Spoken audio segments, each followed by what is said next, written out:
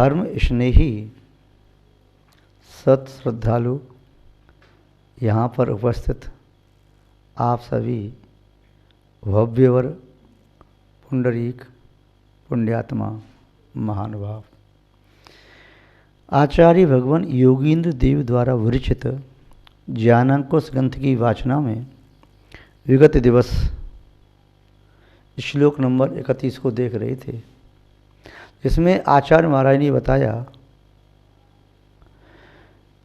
जिस योगी के चित्त में ज्ञान रूपी सूर्य का उदय हो चुका है, ज्ञान रूपी सूर्य अपनी प्रखर रश्मियों के साथ संपूर्ण प्रदेशों में दिव्य प्रकाश का विस्तार कर रहा है, उस योगी का नित्य प्रतिक्षण प्रभात ही प्रभात है।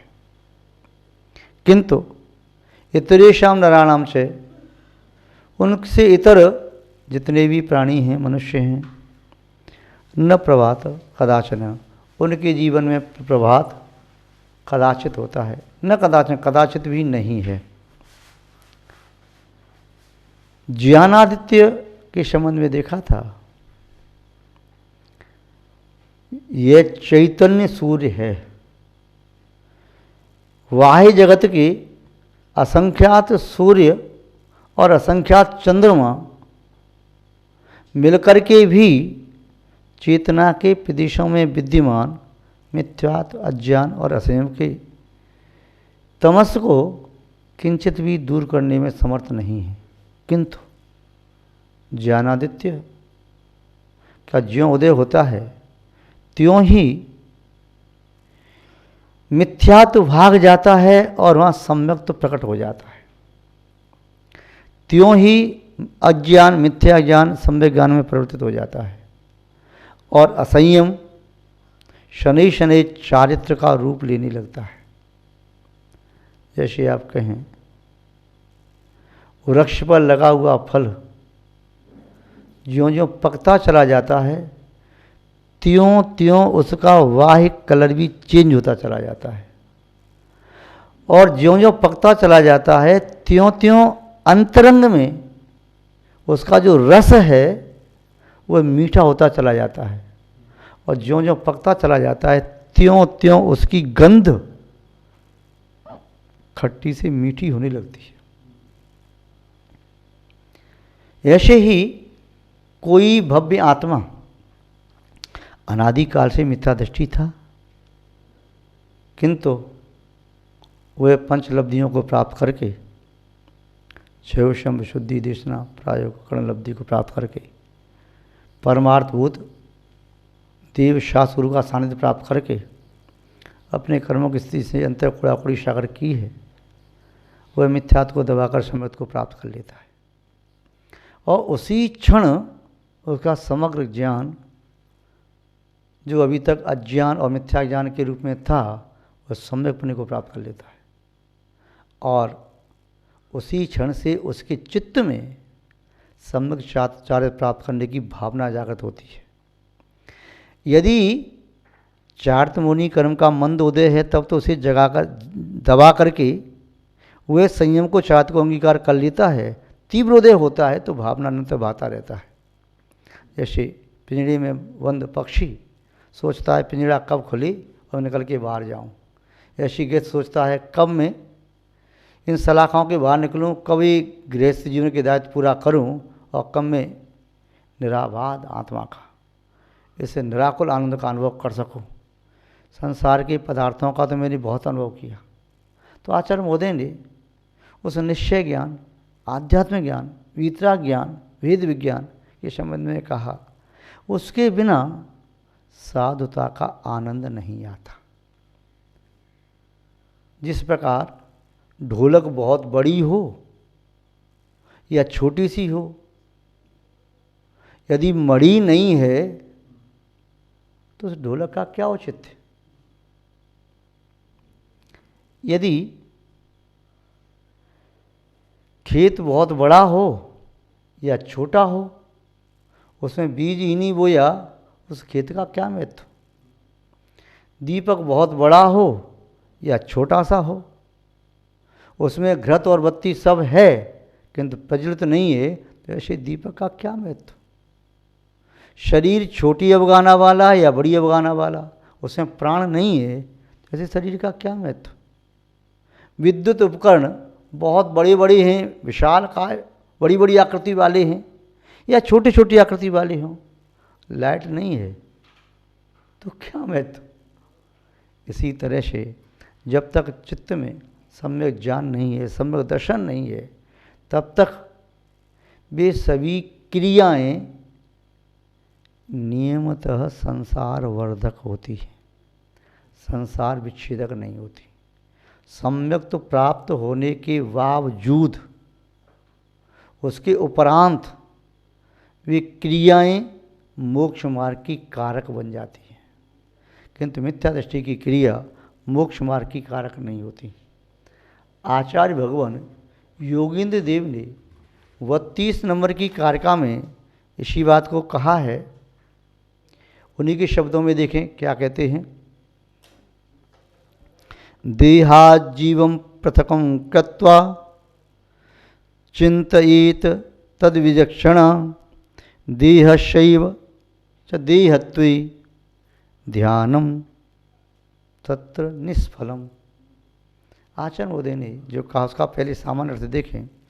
देहात जीवम पृथकत्वम कृत्वा, देह से जीव को आत्मा को पृथक करके अलग करके विचिंतित तद विचक्षण चिंतन करे, उसका देह से भिन्न आत्मा का विचक्षण विशेष बुद्धि वाला, जिसका ज्ञान का शोषण विशेष है, वो ऐसा चिंतन करे।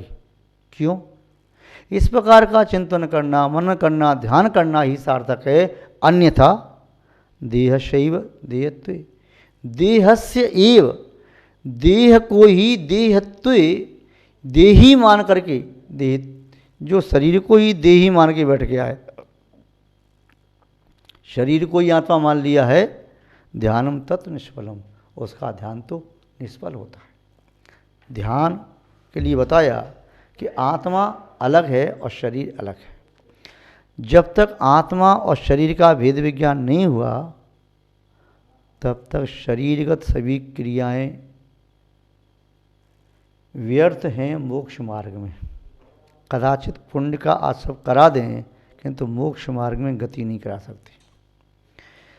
सम्यक्त से हीन व्यक्ति के सभी वचनालाप, चाहे भले वे शब्दों में सम्यक ज्ञान के पोषक भी क्यों न हों, किंतु वे मोक्ष मार्ग में स्वयं के लिए कारक नहीं हैं।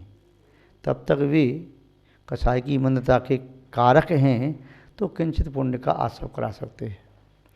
और उस मिथ्यादृष्टि व्यक्ति के मानस पटल पर विद्यमान विचारों की श्रृंखला, चाहे कितने भी उच्च कोटि के विचार क्यों न हों, उनसे हो सकता है किंचित पुण्य का आश्रय भले ही हो जाए, किंतु वे मोक्ष मार्ग में कारक नहीं हैं। स्वयं के लिए, दूसरों के लिए हो जाएंगे। हाँ, जब वह समग्र दृष्टि हो जाता है, तब फिर वो मोक्ष मार्ग में कारक बन जाते हैं। इसी तरह से अन्य अन्य पदार्थों में भी वह देखता है, चाहे कोई भी फल है, उस फल में विद्यमान रस अलग है और फल का वह शेष भाग, निस्सार भाग अलग है। किसी व्यक्ति ने 100 ग्राम घी मांगा, उसने उसे 2 किलो दूध दे दिया। वह कहता है कि मुझे घी चाहिए। बोले इसमें घी है। बोले नहीं, इस दूध में वह कार्य नहीं किया जा सकता जो घी से हो सकता है। मैं घी के माध्यम से कोई तले हुए पकवान बनाना चाहता हूँ, पूड़ी आदि बनाना चाहता हूँ, दूध में थोड़ी बनेगी। बोले इसमें घी है। बोले मुझे दिखता नहीं। एक ग्वालिन दूध को जमा करके मथानी से मथ करके घी निकाल के दे देती, एक घी है। ऐसे ही इस आत्मा में परमात्मा है, इस शरीर में आत्मा है। आत्मा शक्ति रूपेण परमात्मा है, किंतु ऐसे दिखाई नहीं देता। दादू कवि हुए, उन्होंने लिखा, घीव दूध में रमि रहो, व्यापक सब ही ठौर, दादू वक्ता बहुत हैं मथ काढ़े ते और। दादू कवि ने कहा घी दूध के सर्वांश अंशों में विद्यमान है, किंतु इस बात को कहने वाले तो बहुत लोग हैं कि दूध में घी है, दूध में घी, दूध में घी है। उस दूध में से घी निकालने वाले पहले ही कोई संत पुरुष होते। आचार्य भगवान परमात्मा स्तोत्र में बता रहे हैं, नलिन्याम च यथानीरम भिन्नम तिष्ठति सर्वदा स्वयमात्मा स्वभावेन देहि तिष्ठति निर्मला। जैसे नाली में पानी जा रहा है, पाइप में से पानी जा रहा है, नाली उसी को कहने से पानी बह के जा रहा है, और पानी नहीं बह रहा तो नाली थोड़ी है। अभी ये देहधारी शरीर नाम, शरीर को धारण करने वाली आत्मा शरीर नाम, तो ऐसे नाली अलग है और नाली में बहने वाला पानी अलग है, और पाइप अलग है, बहने वाला पानी अलग है। नलिन्याम च यथा नीरम भिन्नम तिष्ठति सर्वदा। सर्वदा ही नाली अलग है, पानी अलग है, दोनों कभी एक में एक नहीं होते। दोनों को मिला के नाली कहा जाता है कि नाली से पानी जा रहा है, नाली पानी वाली नाली है। किंतु जब पानी नहीं हो तो वो तो सामान्य स्थान है। वह नाली जो खोदी गई, पानी बह के जा रहा, ये नाला है, ये नदी है, तो कब कहेंगे जब नाली में से पानी बह के जा रहा हो, नहर में से पानी जा रहा हो, नदी में से पानी जा रहा हो, तब नदी है। सूखी को तो बालू का ढेर कहेंगे, मिट्टी का ढेर कहेंगे। ऐसे ही नाली में पानी जा रहा है, किंतु फिर भी नाली अलग है, पानी अलग है, दोनों एक साथ हैं, फिर भी दोनों अलग अलग हैं। नीर वह तरल पदार्थ है, तरल द्रव्य है जो बहता हुआ जा रहा है। नाली पाषाणों की बनी हुई है, जो वहीं की वहीं है, वो जा नहीं रही, जो कि त्यों है। ऐसे ही आत्मा में प्रतिक्षण परिवर्तन हो रहा है। आत्मा शरीर में है, किंतु फिर भी ये शरीर आत्मा नहीं है, शरीर शरीर आत्मा आत्मा है। सो आत्मा स्वभावी ने, स्वभाव से ये आत्मा भी देहि तिष्ठन्ते निर्मला, वह आत्मा थी निर्मल है, देह के मंत्र विद्यमान रहती है। आचार्य भगवान ने और भी कहा कि किस प्रकार से आत्मा है, तो बताया आचार्य भगवान ने परमात्मा स्तोत्र में ही,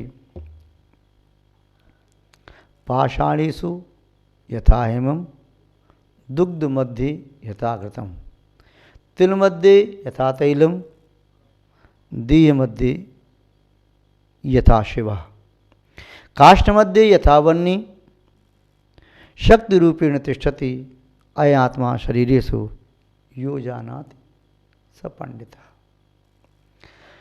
पाषाणेषु, कनक पाषाण में सोना है, हर व्यक्ति नहीं निकाल सकता। दुग्ध के मध्य घृत है, हर व्यक्ति नहीं निकाल सकता है। तिल के मध्य में तैल है, किंतु हर व्यक्ति नहीं निकाल सकता। काष्ठ के मध्य में अग्नि है, हर व्यक्ति प्राप्त नहीं कर सकता। ऐसे ही शक्ति रूपेण ये परमात्मा इस देह में विराजता है। यह देह मध्य यथा शिवा, ऐसी देह के मध्य में यह शिव आत्मा विराजमान होती है। महानुभाव, हर व्यक्ति हर कार्य को करने में समर्थ नहीं होता। कंपनी में 5000 एम्प्लॉई हैं, सबका वेतन एक समान नहीं होता, कम ज़्यादा होता है। क्यों? सबकी क्वालिटी अलग अलग होती है। स्कूल में 1000 विद्यार्थी हैं, सबके कोर्स सिलेबस अलग अलग होता है, एक जैसा पेपर सबका नहीं आता। ऐसे ही संसारी प्राणी मनुष्य सब हैं, किंतु इस शरीर के अंदर शक्ति रूप परमात्मा को जो देखने में समर्थ है, वास्तव में ऐसा संत बिरला होता है। आचार्य महोदय कह रहे, नीतिकारों ने भी कहा, अय आत्मा शरीर है, इस आत्मा में, इस आत्मा में परमात्मा की शक्ति को जो पहचान लेता है, प्रकट करने का पुरुषार्थ करता है, वही पंडित का कहा जाता है। अन्यथा रत्नत्रय से रहित तो पंडिता खंडिता सर्वे, सभी पंडित अपने अस्तित्व को खंडित करने वाले। पंडित वही हैं जिन्होंने अपनी आत्मा को रत्नत्व से मंडित किया है, जो गुणों से मंडित है। कवियों की पंक्ति आपने कितनी बार नहीं सुनी होंगी, जो कवियों ने लिखा है, ज्यों तिलमा ही तेल है, ज्यों चकमक में आग, तेरा साईं तुझ में जाग सके तो जाग। ज्यों तिलमा ही तेल है, जैसे तिल में तेल है, चकमक पत्थर होता है, वैसे यूँ रगड़ो, घर्षण करो, अग्नि पैदा हो जाती है। बाँस के पेड़ हैं, ग्रीष्म काल में सूखे पेड़ आपस में टकराए, अग्नि पैदा हो गई। किंतु अग्नि दिखाई दे रही क्या? पत्थर में अग्नि दिखाई दे रही क्या? नहीं दिखाई दे रही, किंतु उनसे पैदा हो जाती है। ये आत्मा परमात्मा नहीं है। परमात्मा होती तो या तो गंधकुटी में विराजमान, अनंतवस्था में विराजमान होती, या श्रद्धा में विराजमान होती, किंतु इस शरीर में है। परमात्मा की शक्ति है। तो यहाँ कहा, तेरा साईं तुझ में, तेरा स्वामी, तेरा मालिक, तेरा परमात्मा, तेरा भगवान तुझ में है, बाहर में नहीं है। बाहर के परमात्मा को देख करके अपने परमात्मा को जान ले और प्रकट कर ले। परमात्म निज में बसे, ज्यों पुष्पन में वास, कस्तूरी की हरण ज्यों पुन पुन सूंघे घास। कस्तूरी वृक्ष की नाभि में होती है, उसे गंध बाहर से आती है, वो सोचता है, घास को सूंघता फिरता है, अपने अंदर नहीं दिखता। ऐसे ही परमात्मा निज में है। मंदिर मस्जिद काबा आकाशी, कहाँ कहाँ व्यक्ति डोले, जैसे अपने घट में परमात्मा दिखाई नहीं दे रहा है, तो बाहर के परमात्मा इसे परमात्मा नहीं बनाएंगे जब तक हम अपने परमात्मा को नहीं जानेंगे। महानुभाव आचार्य मोदी ने इसी बात को कहा, देह देह शैव देहत्व। इस देह को ही जो देही मान लेता है, ध्यानम तत् निष्फलम, उसका ध्यान निष्फल होता है। कैसा ध्यान होता है? बिना पेंदे की बाल्टी में पानी भरना, बिना पेंदे वाले कलश में जल भरना निष्फल होता है। ऐसे ही सम्यक्त से रहित बहिरात्मा व्यक्ति का ध्यान निष्फल होता है। आज बस इतना ही पर्याप्त। जय बोले श्री शांतनाथ भगवान की, परम पूज्य आचार्य गुरुदेव श्री विद्यानंद जी महाराज की, अहिंसा में विश्व धर्म की।